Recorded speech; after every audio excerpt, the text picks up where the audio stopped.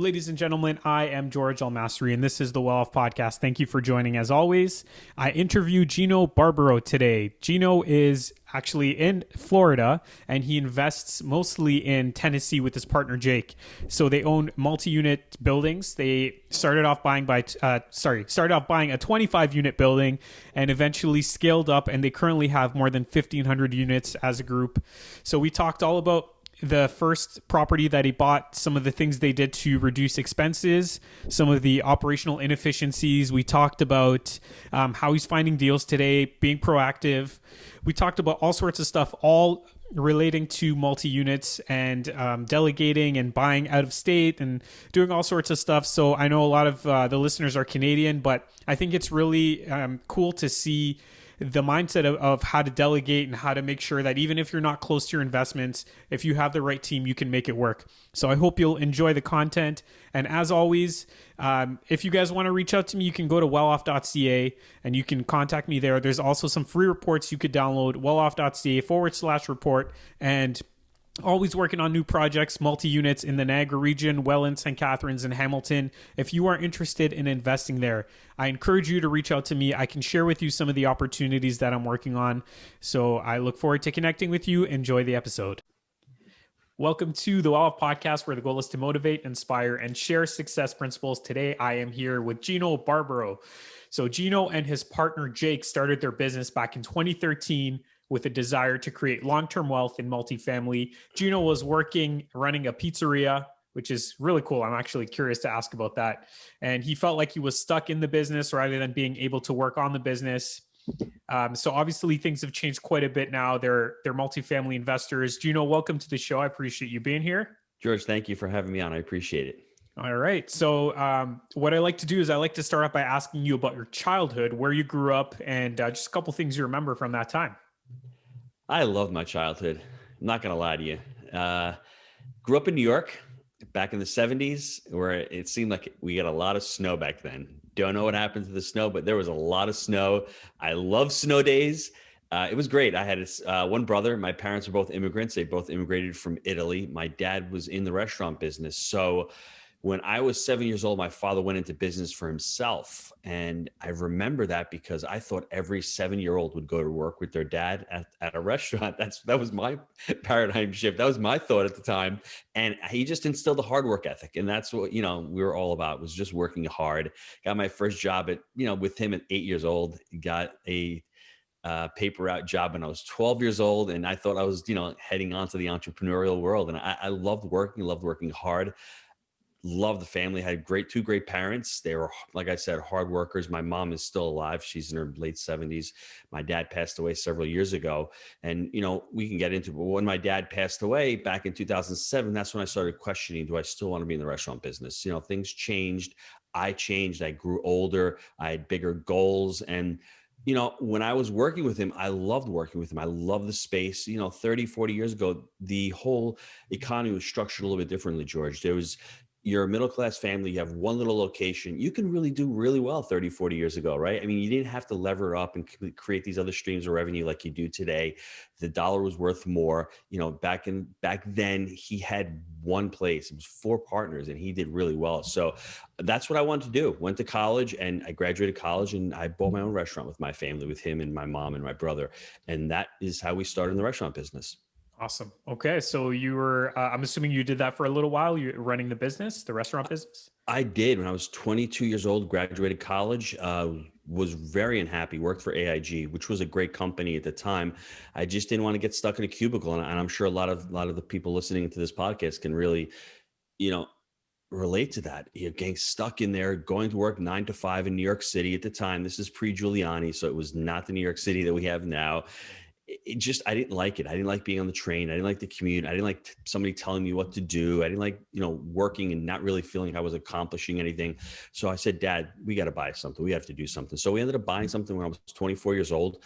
And from that period up until, for the first 10 or 12 years, I loved the business. I worked hard, made really good money. But, when I look back at it, it's still a little business. It's still what Robert Kiyosaki calls, you're still self-employed, but you're not on the, the I and the B side. You're really on the, the E and the S side of his cash flow quadrant.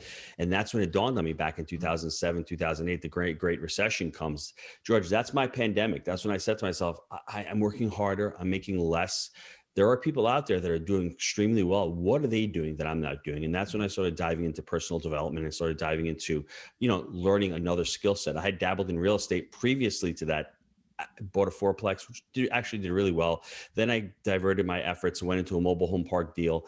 That didn't go well. Then I bought a strip mall up in New York. That didn't go well. And I sat there and I said, well, what do I need to do? I'm taking this massive action. What is missing? I needed the education. I went out and I sought a mentor. I bought a couple of coaching programs and I learned how to invest because I never did that before. I never knew what a cap rate was. I never knew what a cash on cash return was. I was winging it like a lot of the beginning investors out there think that you can do it by yourself, jump on YouTube and watch a couple of videos. That's not the reality. The reality is success leaves clues. Go out there and find someone that is doing what you want to do and level up. You either pay to play or you seek to serve. I paid to play because I was working at the restaurant. I couldn't do it part-time. And that was one of the, I guess, turnarounds in my life that I went there, I got a framework and I started, investing in multifamily. Awesome. So can you tell us a little bit about your start in multifamily? You had a coach at that time, I'm assuming, and you found your partner, Jake. So can you tell us a bit about that story? Sure. Well, what happened was back in 2002, a while ago, I bought my first fourplex with my brother. Parents, like I said, were entrepreneurial. My mom owned the building on the restaurant. And that was where the first seed was planted. I'm like, she's got 3 apartments upstairs that are paying every single month, rain, snow, or shine. And, when we lose a day at the restaurant, I don't get paid that week, but she's still getting paid as a landlord. I'm like, how do I do that? We bought that first building up in New York, but as most New Yorkers know, it's not really a cash flowing market. It's more of a capital appreciation market. And I wanted to invest. I wanted a little bit of both, right? When you're out there just buying on cap appreciation, you're more of a speculator, right? I wanted some cash flow. So I said, I can't invest in this market. My first venture was out of market in Rochester, New York. I bought a couple of small duplexes. I worked with property managers, and that's how my education came into play. I learned how to actually, go out there and research a market outside my backyard, leverage third-party property management. And that's what was great, right? I only bought a couple of assets in that market. I couldn't lever up. At the time, I met Jake, who was a pharmaceutical rep. He would come into my restaurant. He had the same dilemma that I did. He was working harder at the time. The Sunshine Act comes in. Obama starts changing healthcare. All these medical groups come in. His salary and his compensation package are getting cut. Every year, he's on the chopping block. He's like, I got to do something different. His first thing was he moves down to Knoxville, Tennessee. And I'm like, Jake, when you get there, settle in and let's start looking at deals together because I know how to underwrite. I know what to look for. I will teach you. You are boots on the ground for me. So when he moved down there in 2011, we got together. It took 18 months for that first deal. I mean, even though back then there was a lot of deals back then, there was a little bit of money and we didn't have the credibility. And we thought the brokers were doing us a favor, right? The brokers are the gatekeepers. We were treating them and posturing up to them when in reality, we should have been going to them and saying, please, any deals? What can we do together to get this deal over the line? We weren't doing that. That's why it took us 18 months to find that first deal. And from that first deal, I mean, everything came. It was only a 25 unit property, small little property, but we made the relationship with the broker. We made a relationship with a bank. We started building our team of, whether it was a title company, whether it was the CPA out there, the inspector. And 3 months after that first deal, we closed on our second deal. Another deal came by 30 days after we closed on the one. And then, like I said, 3 months after that, we're in our second deal, a 36 unit deal. So we've got, 18 months takes that first deal. But then after that, within 3 months, we have 60 units. We're off to the races. And it was a great feeling because I knew we were onto something, but I had never experienced something. This was an entrepreneurial venture to me at this time because it is out of my market. I can't touch it, right? I'm used to being at the restaurant every day. I'm used to doing everything. It's the I'm a mentality. I'm gonna do this. I'm gonna do that. I have to wash the dishes. I have to sweep the floors. And this real estate thing was, wow, I'm doing it differently than what I thought it was. I thought you have to go in and collect the rents from all the residents. I thought you have to do all the bookkeeping, everything. When in reality, you look at multifamily, it's a team sport, number one. And number two, it is an entrepreneurial venture. You get into multifamily because you want to scale up. You have economies of scale and you're able to employ other people. We had property managers. We had resident managers on those first 2 deals. Our third deal came a year after we closed on the first one, which brought us to over 200 units. hooray, we can finally start hiring property managers and full-time maintenance techs. That's what you want with multifamily, because it allows you to scale up and it allows you to create a business instead of having one restaurant. It's really ironic, George. I had one restaurant for over 20 years, right? On hardworking in real estate, within 7 years, I had over 1,500 units. What changed? I mean, I think more than anything, my mindset changed and my willingness to look at real estate as not just landlording, but as an asset, and to treat it as an asset and to grow it and to look at every single deal we do as an investment. And from there, start scaling that out and add complementary streams of revenue to every single one of those assets. So that mindset took a little while for us to set, because you start doing it, you buy your first deal, and all it is, like I said, it's I'm gonna do this, I'm gonna do that. By the time you realize I can't do this all by myself, I don't want to become the mom and pop. How do I scale up? That's when you get to that next inflection point in our lives where, you know what, all of a sudden we have to go into do some serious business coachings, whether it's systems and working out core values and culture. That comes later. I mean, the first part is let's start doing a few deals. Let's start building that pot where we can say, you know what, I want to quit my job. That's where I got to the point where I was able to leave my job. Once I left the restaurant, went into real estate full time. We're like, okay, now we have to figure out how to really create a business with systems. Mhm. Yeah, for sure. So at the time with your first deal, so it sounds like you were in New York and you were investing through your partner Jake in Tennessee. Yep. So what were you doing? What were your day-to-day tasks associated with that investment? Were you involved, or were you more of like the money partner and kind of on that end of things? I'm going to expand on that because it's a great question. And everyone says, well, I don't have the time. Well, I didn't have the time either. I had 4 kids at the time. I've got 6 kids now. We were homeschooling our kids at the time. The restaurant demands were 50 hours a week plus. So my day was get up in the morning, do a little school with the kids, get to the restaurant by 10 o'clock, have lunch at 2. From 2 to 3, I'm working real estate. At that time, when I first started, we didn't have Jake and Gino yet. So for me, it was all about underwriting, all about learning. 2 to 3 real estate, 3 to 9 restaurant, go home at 9 o'clock and continue the business, right? That's what my focus was. I'd get up early in the morning. I'd do personal development. I was really, diving into it, and I was finding as much time as possible. And I would trick myself in the beginning and say, you know what? I don't have any time during the week. I actually did a time blocking exercise where, for 24 hours, for 7 days, I did it for a month. I documented every single hour of my day. And I'm like, wow, I'm really wasting a lot of time here. Watching half an hour of TV here, being on the computer for 30 minutes, doing all of a sudden you start seeing hours a week that you can recapture. Now, what I had to do is I had to focus on what my why was. My why was I didn't want to be stuck at the restaurant being 64 years old, washing dishes. I didn't want to do that. So that I associated that pain of, that long-term with the pleasure of, I can sit down and do nothing right now. So that's how I motivated myself into saying, I've got to get ready for this. So when Jake and I bought our first deal, my responsibilities were basically, I did the bookkeeping. I actually helped him underwrite the deal. As far as tenant problems, resident problems, we managed that very first property. We managed our entire portfolio, but that first property, I actually, taught Jake how to manage. I had all the management documents. I really helped him out through that. And I would say, a long distance. I would be more of a long distance third-party property going through him. He was the boots on the ground. He'd go on the property, see what problems there were. He would address the rent collections and all that. And then we worked together as a partnership. And that's great. The first couple of deals, 2-3 deals, that's the way it worked. But then as we saw, holy crap, there's a lot of stuff to do here. We have 200 units now. All of a sudden, segmenting those responsibilities, Jake took over property management day to day. I helped him on that aspect of it because we continued to scale. But at that 200 unit level, we decided, let's write a book. Let's document our journey. And we created Jake and Gino.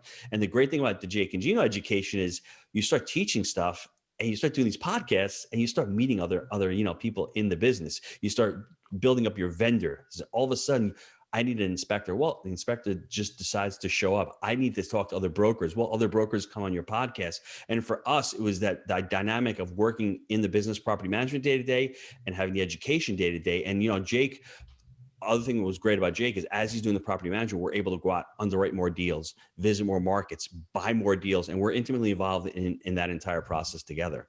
Yeah, for sure. And it's I heard you say at one point that you got to 2,000 plus units. Is that right? No, we're up to 1,500 units. Our first 1,000, the first 1,000 units that we purchased by ourselves. No syndication. It was just me, Jake, and a partner, Mike. We were able to refinance all proceeds out and go into the next deal. And then about 1,000 units, everyone's talking, the buzzword was syndication. 5 or 6 years ago, all of a sudden syndication became the buzzword. And we never really wanted to dive into it. I don't know why. I don't know what the limiting beliefs were, but we're like, we have our own capital. We don't need to. But we bit the bullet. And 2 years ago in November, we bought our first syndication. I love the model. It's a tool in the toolbox. Not every deal fits a syndication. It's just like owner financing. It's just like partnering up or buying deals by yourself. It's just one strategy. But it's an amazing strategy because you can get into a deal, you can control a deal with less of your capital, right? The only problem that I see, it's typically lends itself to where you have to end up ultimately selling that deal, right? That's your exit strategy normally with a syndication. Whereas a partnership that Jake and I have, we have most of our units that we've bought back in the day. We still own those. We still want to hold those long term because we'd like to have a little portion of our portfolio just churning out cash flow every single month where it pays our bills. And then there's another portion of the portfolio, which may be the syndicated portion, where there's more liquidity events, where either you want to refi the deal out or you just sell the deal out and get that cash and purpose it into another deal. Yeah, for sure. Now, if we dive into the strategy a little bit, so you're buying these places in Tennessee. Can you tell us a little bit about the market in Tennessee? And can you also tell us about what you were able to do to refinance and pull out your equity? Yeah. So capital, sorry. The market in Tennessee, I mean, sometimes, God makes you lucky. I mean, there's no other way to say it. Why did Jake move to Knoxville, Tennessee? One of the most emerging markets in the country. Even back then, it was like, they think the third or fourth city to get out of the recession back in 2008, right? So he goes down there. Tennessee is a growing state. There's a lot to grow. You want to see where jobs are going. So when you're talking about multifamily, one of the biggest drivers of multifamily is job growth, right? And then Knoxville has nice, diverse jobs, whether it is Rubbermaid, whether it's Denso manufacturing, whether it is the University of Tennessee, they have got healthcare jobs. You want a market that's plentiful in jobs, right? You want a market where there's the ability to raise rents. Knoxville was a very affordable market to buy a home, and it still is, although, prices last year rose to 7%. And I'm assuming this year is probably another 10% rise in prices because people are fleeing from the north, coming down south and pushing prices on top of having, next to 0% interest rates. So money is cheap. But when you're looking at a market, that's what you want. You want some type of population growth, or at least population being steady. You want a diverse set of jobs, right? You don't want to end up being where I was in Rochester, New York, where you have Kodak goes out of business, you lose your entire employment base. You don't want that. So you want that. So for us, we love Knoxville from that perspective. We got lucky. We didn't know. But as we started buying a couple of deals, we saw this pattern. We're like, you know what? People are moving here. The city's expanding. I mean, these old buildings that were old are being turned into newer buildings. There's a lot of stuff coming online. So that's what we liked about it. And all throughout the state, I mean, Nashville is one of the top, multifamily markets in the country because you've got country music, you've got the state capital there, you've got capital jobs, you've got industry there. I mean, everyone wants to go there. So it's another amazing market. So we're lucky with picking Knoxville. So if anyone's listening to this, when you're selecting a market, look for a market that really has a diverse job growth. It's got people moving there. And it's also, business friendly. I mean, Tennessee is a business friendly state, and, there's no state income tax. Mm-hmm. So you couple all of that, the weather's actually pretty good. You couple all of that and you see where people are moving. I can rattle off 5 or 6 cities right now that people will be like, yeah, you got Phoenix, right? You've got Austin, you've got South Florida, you've got, like I said, Nashville, you've got Huntsville, the list goes on. And what they all have, favorable business conditions, people moving there, and the affordability factor. There's still markets where it's affordable to live in. So that's what we like about Knoxville. It's an affordable market, and we have the ability to continue to raise rents in that market. Mm-hmm. Absolutely. And in terms of these properties that you were buying, so the first one you bought, 25 units, I believe you said, was that something that needed a lot of attention, or was it already Yes. Performing well? Yeah, it was not what we call a momentum play. It was definitely what we called it back then was distressed. What you call it nowadays in this part of the market cycle, it's called a value add. It was distressed, right? I mean, we had weekly renters on there. It was like, you blow into a mirror. If you have a heartbeat, you are in, right? It was a total mom and pop where they were just renting to everybody. They had massive turnover. Their expenses were high. Their income was high because they were collecting weekly, but their turnover was really high. So for us, in this type of the market cycle where we are right now, you may not be able to find properties where you can raise rents, right? So right now it's more of a valuation through operation. You're looking for operational inefficiencies. And that's what this property had. It had both. It had valuation through through renovation also, where you're going in there, you're fixing up the units and you're able to raise rents. We did both of those on this property. And what ended up happening was, back then it was relatively inexpensive. I think it was, we paid $600,000 at 25 units. I think that's $25,000 per unit. It was very cheap. But we have to remember, when we take a walk down memory lane, back in 2013, rents were $300 a month. That's what rents were for one bedrooms. Now they're more than double. So that's why prices have doubled and tripled and cap rates have compressed. So back then, you're looking at the whole economy as a whole. There was a lot of risk back in 2013, 14, and 15. GDP was still at 1%. The business sentiment wasn't there. And, it was a risk again into multifamily. There were other assets that were performing better. We were just fortunate to get into that market. And what we did with that property, we were able to really, within 18 months, clear out the tenant base. We went to monthly renters, really big. So we had a much better stable base. We made it a safer environment. We had cut down on the turnover. We cut expenses, and the valuation 18 months later, we were able to, refinance out over $180,000 on that deal. And what we did, we took that money and we rolled it into the next deal. And anyone wanting to look to refi and roll a deal, we call it refi and roll. You have to look at the property. If you can increase the property's value by 30%, then you will be able to refinance out all of your proceeds. That's what you need to do. You need to, at least get the value up by 30% of what you paid for it. So that means, with the cost of capital, that means your purchase price plus any CapEx that you're putting into it. Once you put those two numbers together, 30% increase in that value, you'll be able to refi your money out of the deal. Yep. And at some point you mentioned operational inefficiencies because you may not be able to increase rents in certain cases. What are some examples of these inefficiencies that you mentioned? So for us, it's not a long-term strategy where you're going to cut costs and run these costs at a bare minimum where you're like, I'm getting rid of the property management, I'm going to do it myself. I'm talking about stuff like, you're paying $7,000 a year for garbage when you can cut the garbage bill down to $2,000. Well, why do you have phones for the place where there's nobody there with phones or internet service, right? All of a sudden contracts, landscaping was exorbitant. They were paying cable for the residents. They thought they needed to pay a cable bill of $6,000. I still remember this, $6,000 a year. I mean, when you talk about you're cutting down a $6,000 cable bill and a $5,000 in garbage, that's $10,000 a year. I mean, if you take that at a 5 cap, the valuation that you created by cutting $10,000 in unneeded expenses is enormous. They weren't billing back the residents for water. That was another huge value add component, right? Utilities were really high, so they were not being proactive utilities. If there was a leak, they wouldn't go check the leak, which was huge, which was a big mistake. I remember them having 4 garages on the property. Not only were they unkept and they were just unsightly, they had so much crap in them. We pulled it out, cleaned them up all 4, rented them out for $50 each, another $200 a month in income. When you're looking at your expenses, really want to tighten up the expenses. You want to do an audit of everything that you're looking at. You're looking at your insurance. Go out and get 3 quotes from every vendor you have.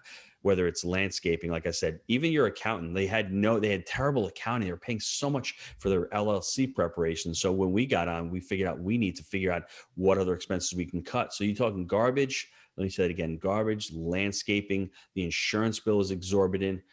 There was a lot of expenses that they were overpaying on. When you factor all of that in, $1 of expenses saved goes directly to $1 increase in NOI. So that was really, really huge for us. Yeah. Absolutely. So that coupled with increasing rents, so kicking out the weekly tenants or the tenants that are on a weekly contract and putting in monthly tenants to reduce turnover, that probably reduces your vacancy rate. That's right. You're right. So that's the other thing. The repairs and maintenance dropped dramatically. Thank you for reminding that, because all of a sudden you're not turning units every 2 months, right? You actually have a tenant in there. They're probably there for 24 months now. So that those turn costs, paint and flooring, we like to say, are the bane of any multifamily's existence. The 2 biggest costs when you're turning a unit. So if you can, push that off every 24 months instead of every 3 or 4 months, that saves you a ton of money. And not even that, the cost of having an empty apartment for 30 days becomes exorbitant when you break it down, because in multifamily, you're selling time. When that airplane lifts off, if those seats are empty, you're not getting that money back. If you have a vacant apartment for 20 or 30 days, you're not getting that money back. That money is completely lost. So there's a hidden cost right there that no one really, sometimes they don't factor that into the equation. And at this time, so you've obviously acquired a lot of units. How were you able to find all of your deals? Do you have someone that's constantly looking for you, or is it a combination of factors? Well, right now we're doing a texting campaign. We're skip tracing and we're getting out there. We got a list of owners. You need to be proactive in this part of the cycle. Right now, it's January of 2021. I think things are going to start opening up right now. The deals have not been hitting the market. And the ones that have, the IRRs are just low. The sellers know, we've spoken, there's a big delta between what sellers are looking to sell it at, what buyers are willing to pay. That's going to have to compress at some point. What you need to do, if you're in multifamily, you need to get out there and you need to start talking to the brokers in the market, get on their lists, start doing property tours, and be in it for the long term. And if you're in the business right now, if you're not doing that, that's going to haunt you, because everyone always says to me, you know what, I'll get into multifamily when the deals come or when the market crashes. You're not going to know when that happens because you're not going to be educated on it. Mm-hmm. You're not going to have those relationships. It takes time to build these relationships, right? Brokers want to do business with people they know, like, and trust. Can you close a deal? Are you saying what you're going to say you're going to do? So there's a lot of things that need to be done. In the meantime, if you're not looking for deals right now and you can't find deals, there's other things that you can do in multifamily right now.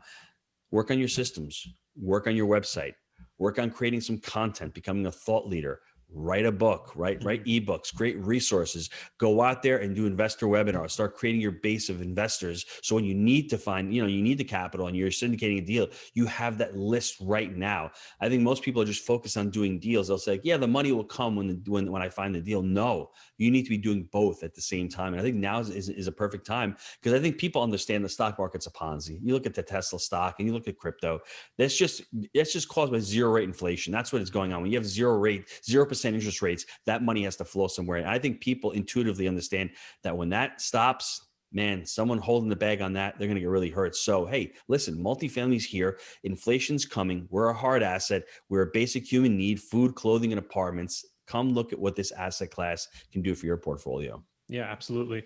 Well, that's great. We covered a lot of ground here. I think there was tons of content for people to digest. I wanted to jump into the next section, but before I do so, is there any final thoughts on what we've been discussing? I think, George, what I would say to everyone listening is, we all know, everyone on this podcast listening is in multifamily. We all know it's the right place to be now and long term. Figure out why it's the right thing for you. For me, it was the right thing for me because I wanted my lifestyle to run my business. I didn't want my business, the restaurant, running my lifestyle. And multifamily allowed me to have a great lifestyle. I moved from New York down to Florida. I've got my family working in the business. Now we're educating, doing podcasts, and writing books. So why is multifamily right for you? And if you think it's the right vehicle and you have a big enough why, you will figure out how to do it long term. And I think, George, the other thing, think of this as a long-term venture. It's not that instant dopamine hit where you're going to do a transaction every 30 or 60 days.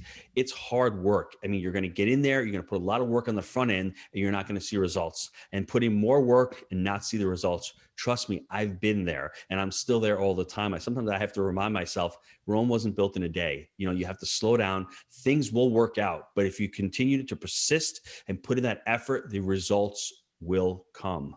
Oh yeah, I agree with you 100%. Multifamily, especially when you're talking about 20 plus units, it takes a long time to see the results. So you've got to work hard. And then after a long time, that's when you see it. So I agree with you on that. So let's jump into the next section, which is the random five. I'm going to ask you 5 random questions and you just tell me the first thing that comes to mind. And these are totally random. So some of them might be a little bit funky, but anyways, so number 1, if you had unlimited funds to build a house that you would live in for the rest of your life, what would that finished house look like? It's crazy. I don't have the desire to do that, but what that house would look like would probably be on the beach. Would probably be 8,000 square feet, 4-car garage. I've got 6 kids, so each kid has their own bedroom, and I have my own studio where I can have my own beautiful office and just walk in, flip a switch, lights go on, camera goes on. That's awesome. My dream. Cool. That sounds great. Right on the water too. What's the best way to spend your money? Best way to spend my money? Give it to my wife and kids. Yeah, cool. What would be the funniest thing to fill a piñata with? Well, if my kids were hitting, I'd like to put little, maybe fireworks, crackers, and when they hit it, thing explodes on them. That's what I like to put in there. All right, cool. Number 4, what's the grossest food you can't get enough of?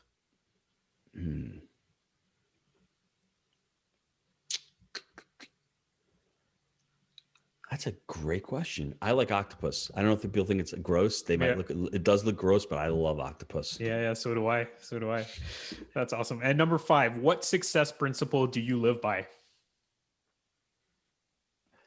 Success principle. It's like I just said, I'm reading the seven habits of highly effective people, an amazing book. And I just started reading, I'm on, page 40 of it, but he talks about character traits, right? Instead of personality.